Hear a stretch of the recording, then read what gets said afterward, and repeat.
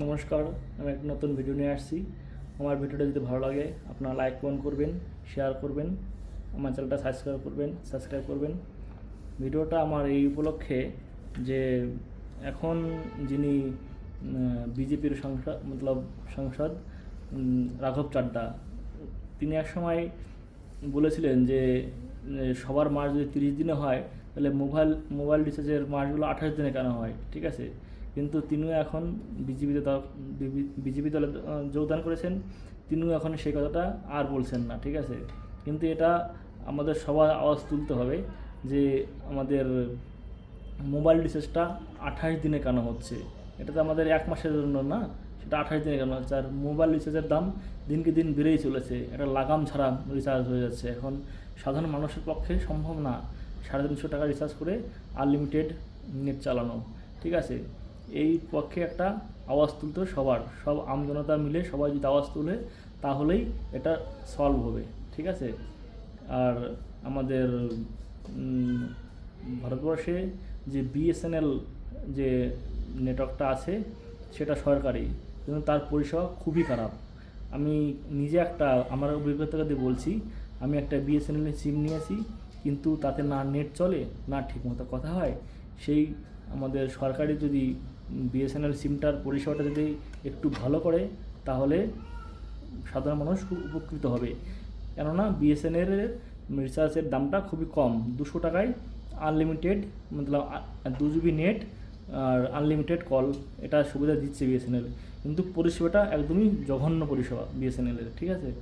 না নেট চলে ঠিকমতো, না ঠিকমতো কথা শোনা যায়, ফোনে নেটওয়ার্ক থাকে, মানে প্রবলেম, ঠিক আছে। এই কথাটা মাথায় রাখতে হবে যে পরিষেবাটা তার ভালো করা যায়, ঠিক আছে।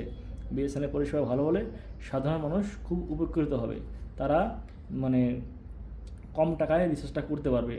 আর বিএসএনএলের উপর যদি সরকার বেশি জোর দেয় তাহলে মানে ওই যে অন্যান্য কোম্পানিগুলো এয়ারটেল, জিও, ভিআই, এগুলো আস্তে আস্তে ডাউন হয়ে যাবে, ঠিক আছে। তাদের অনেক ডাউন হয়ে যাবে, তারা এখন মন মর্জি রিচার্জের দাম বাড়াচ্ছে। তারা আগে আগে তো একটা লাগাম ছিল, এখন লাগাম ছাড়া হয়ে গেছে, ঠিক আছে। সরকারের কাছে আমার একটাই নিবেদন, যাতে বিএসএনএলের প্রতি একটু ধ্যান দেওয়া হয়, ঠিক আছে। বিএসএনএল যদি তাদের পরিষেবা একটু ভালো করে তাহলে সাধারণ মানুষ অনেক উপকৃত হবে, ঠিক আছে। তাহলে সাধারণ মানুষ খুবই উপকৃত হবে। 200 টাকায় যদি তারা 2 GB নেট আর 1 মাসের আনলিমিটেড কল পায়, তাহলে এর থেকে বড় কী হতে পারে, ঠিক আছে। এটাই আমার সরকারের কাছে বিনীতভাবে নিবেদন। আর আমাদের দেশের মানে যা মানে অর্থব্যবস্থা এতই মানে ঘাটতি, তার জন্য নাকি দেশ থেকে সোনা বিক্রি হচ্ছে, সেই খবরটাও আস্তে আস্তে চাপা পড়ে গেছে, ঠিক আছে। কারো কাছে ওরা কোনো মিডিয়া দেখাচ্ছে না খবরটা, কিন্তু কয়েক হাজার মেট্রিক টন সোনা বিক্রি হয়ে গেছে আমাদের আরবিআইয়ের কোষাগার থেকে, ঠিক আছে। কিন্তু সেই খবরটা কেউ দেখাচ্ছে না, কোনো মিডিয়া দেখাচ্ছে না, ঠিক আছে। মানে দেশের অবস্থা খুবই সংকটজনক, ঠিক আছে। মানে জিনিসপত্রের দাম এত যা বাড়ছে, দিনকে দিন লাগাম ছাড়া হয়ে যাচ্ছে, ঠিক আছে। মানে বড়লোকদের, আম্বানি, আদানি, এদের পেট ভরছে, কিন্তু গরিব মানুষ আরও গরিব হচ্ছে, ঠিক আছে। তাদের মানে দুবেলা দুমুঠো খাওয়ার অন্ন জোগাড় করা খুব কষ্টসাধ্য ব্যাপার হয়ে যাচ্ছে, ঠিক আছে।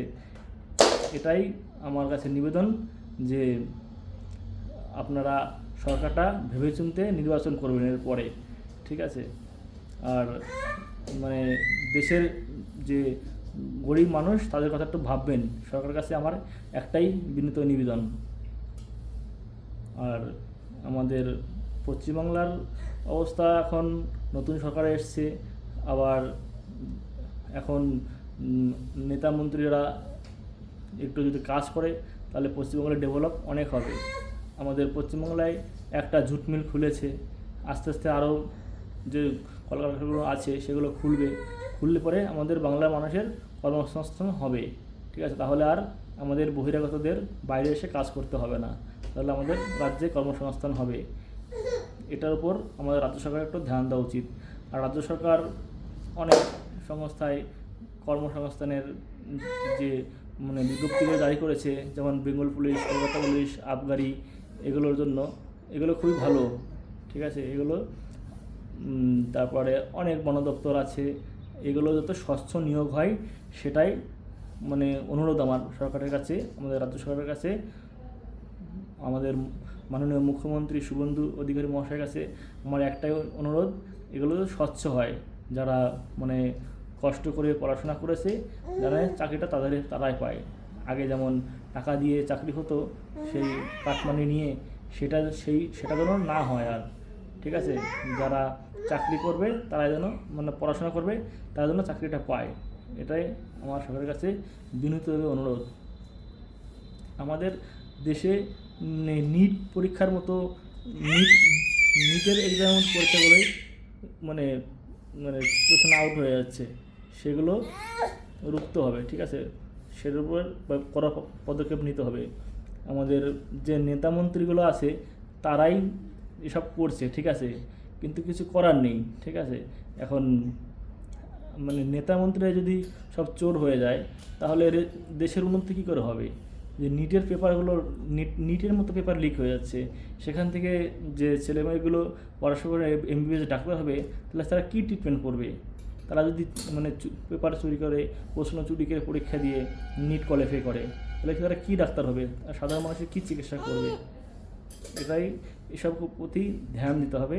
এসব মানে আমার একটা বক্তব্য, একটা সাধারণ মানুষের বক্তব্য, যে আপনারা জাগরুক হন।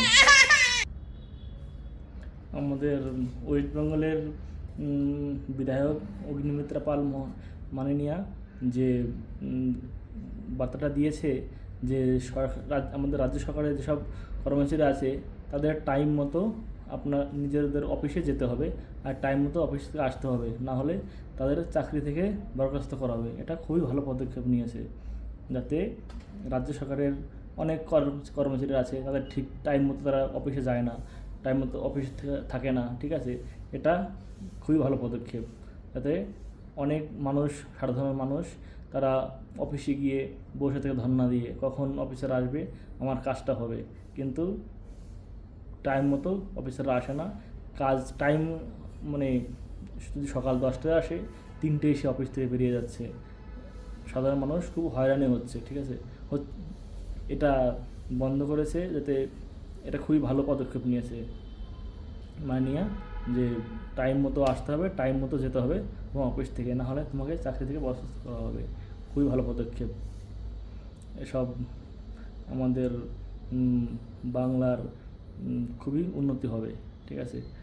আর বাংলায় আমাদের যে নতুন সরকার গঠন করেছে, সেই সরকার যাতে বাংলার উন্নতির জন্য আর কলকারখানাগুলো যেগুলো বন্ধ করে আছে সেগুলো চালু করার ব্যবস্থা করলে খুবই ভালো হবে। তাহলে বাংলার পরিযায়ী শ্রমিকদের তাদের আর বাইরের রাজ্যে গিয়ে কাজ করতে হবে না, তারা নিজের রাজ্যে কাজটা পাবে। এসব বলেই আজ আমার ভিডিওটা এখানে শেষ করছি। ভিডিওটা ভালো লাগলে একটা লাইক, একটা কমেন্ট, চ্যানেলটা সাবস্ক্রাইব করবেন। নমস্কার, ভালো থাকবেন, সুস্থ থাকবেন। এটা বলে জয় হিন্দ, বন্দে মাতরম, জয় শ্রীরাম।